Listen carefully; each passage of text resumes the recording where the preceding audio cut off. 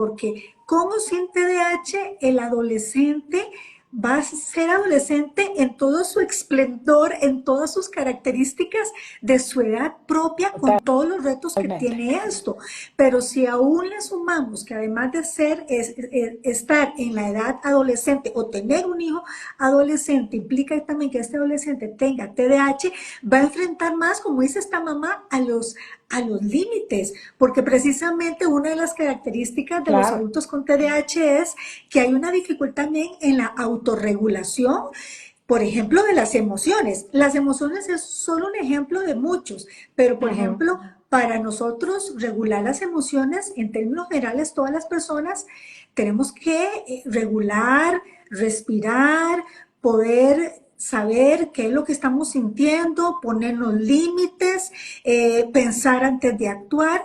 Y en sí la adolescencia es un Mm. revuelo donde eso, aunque el joven no tenga TDAH, va a ser un revuelo de la expresión de toda esa emotividad, y hay dificultad en los límites, en también en ponerse ese freno de mano. Y si aún el adolescente tiene TDAH, le va a dificultar más.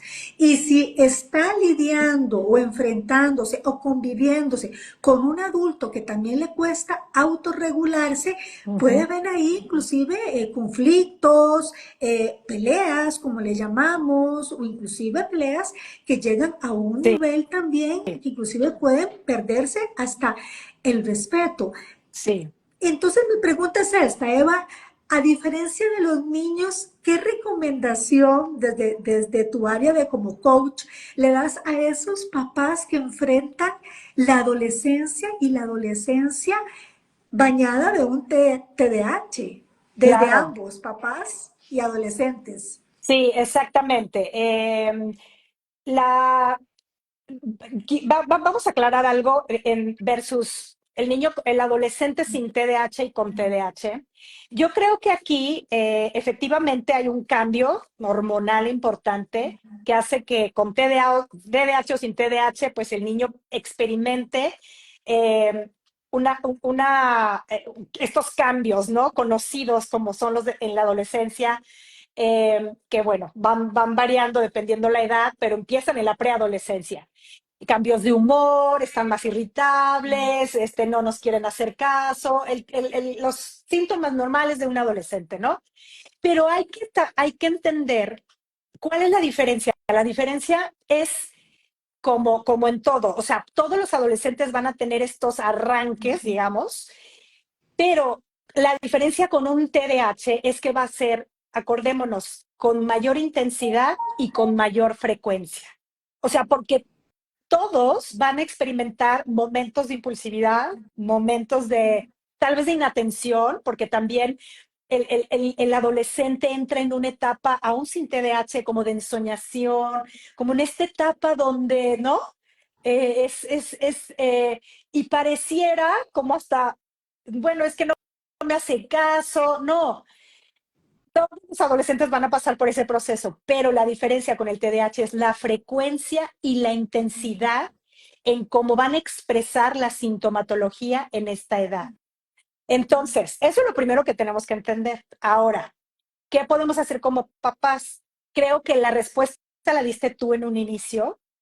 Exactamente es, el adulto somos nosotros. Es decir, si nosotros nos ponemos al tú por tú con el adolescente, ¿verdad? Que puede caer, que si el papá tiene TDAH también es mucho más fácil que vaya a engancharse, a caer en esta dinámica de conflicto con el adolescente por la falta de regulación o de autorregulación del adulto, ¿no? Entonces, aquí lo primero es trabajar justamente en la autorregulación, principalmente emocional, que fue la respuesta que tú diste. Coincido contigo. No es nada fácil porque el adulto también puede moverse con mucha impulsividad, ¿sí? Si tiene esta presentación impulsiva o hiperactiva, puede moverse a través de mucha impulsividad y reaccionar o sobre reaccionar ante los conflictos de su adolescente, ¿no? Entonces, aquí sí, sí, sí, o sea, sí, primero obviamente educarse en cuanto a herramientas de inteligencia emocional. Eso es lo primero que debe hacer un papá con TDAH, ¿verdad? Y que tiene un hijo con TDAH o un papá que no tiene TDAH, pero que también tiene un adolescente con TDAH. En cualquier caso, el trabajo de como padres obtener herramientas de inteligencia emocional, específicamente para niños con TDAH, eso es lo principal. Y no solo tenerlas, sino practicarlas. O sea, es una práctica diaria, Ale. Esto no sucede ni de la noche a la mañana, no hay una varita mágica, no hay una receta de cocina. Es aprender las herramientas de inteligencia emocional, ensayo y error, ensayo y error con nuestro adolescente.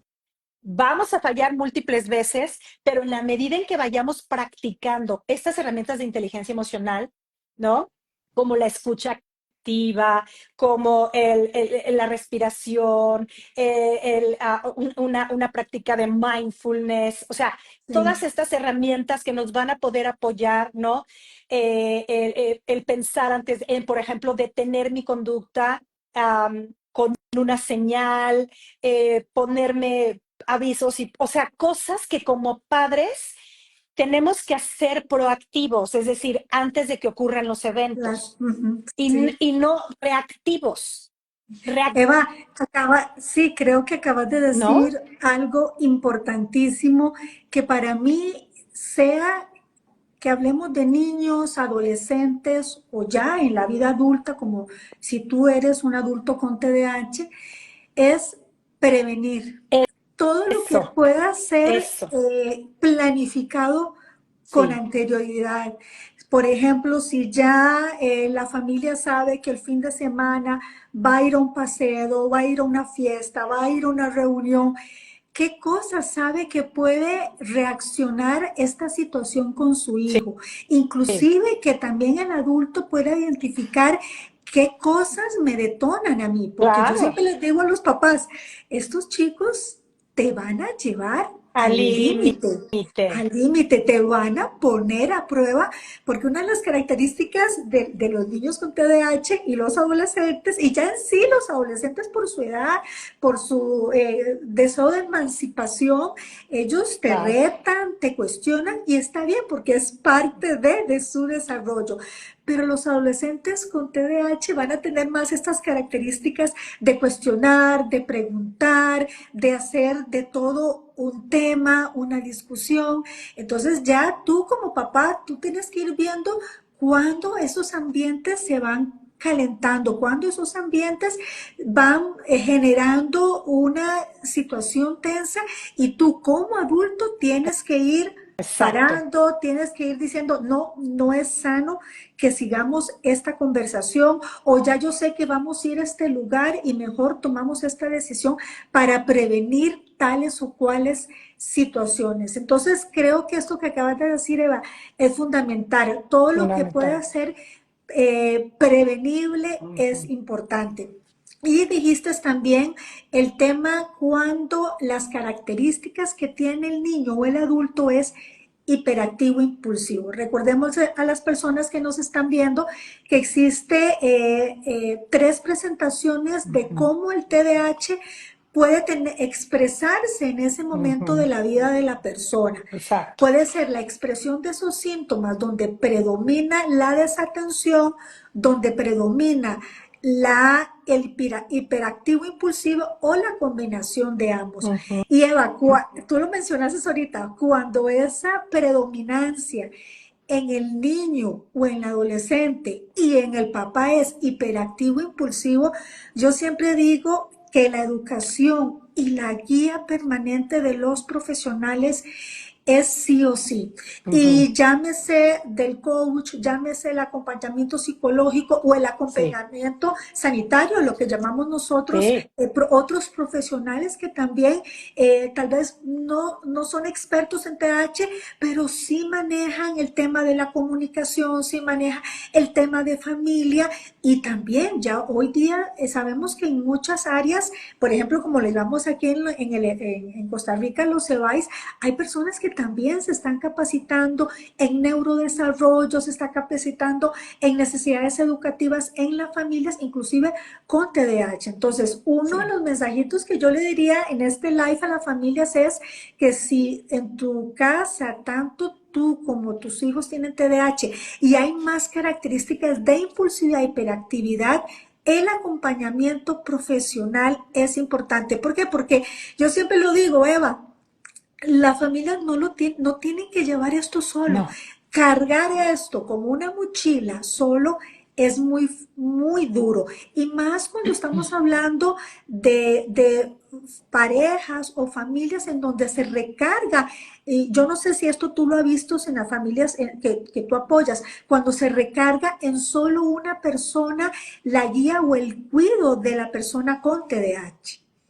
Claro, por supuesto. Esto, qué importante que lo destaques, ¿no? Sí, efectivamente, en la práctica me ha tocado ver estos casos donde, por ejemplo, el papá, vamos a suponer, tiene TDAH, el niño también, a lo mejor hay un hijo más, pero quien lleva toda la batuta, digamos, o en quien se recargan es en la mamá, ¿no? O viceversa. Y sí, es muy pesado para un solo papá. O, digo, llevar la dinámica familiar, ¿no? Entonces, en primer lugar, hay que, como pareja, digamos, seas hombre o mujer, hay que incitar a la pareja, al esposo, esposa, ¿no? O pareja, a atenderse primeramente, atenderse, ¿no? Independientemente de que el niño ya se esté atendiendo, independientemente de eso, hay que invitar, hay que sugerir la atención de la pareja también, porque eso va a mejorar muchísimo la dinámica familiar en primer lugar, va a mejorar la misma persona que se va a atender y también va a bajar la carga de responsabilidad a la pareja que no tiene TDAH, porque ya la persona, si comienza a atenderse, si comienza a lo mejor a medicarse, a lo mejor si comienza a entender qué le pasa y a obtener ciertas estrategias, pues obviamente va a empezar a fluir mejor y va a poder ayudar a la otra persona con la crianza de los niños. O sea, la persona que está siendo atendido, ¿no? Entonces, es muy importante eso que acabas de decir, porque sí, se recarga en una sola persona y es muy, muy cansado. Eh, Como decíamos, ¿quién cuida al cuidador, no? Sí. O sea, al ratito el cuidador es el que se enferma, el que ya no puede, el que quiere tirar la toalla, y no debe ser así. O sea, debemos de, como familia, apoyarnos unos a otros.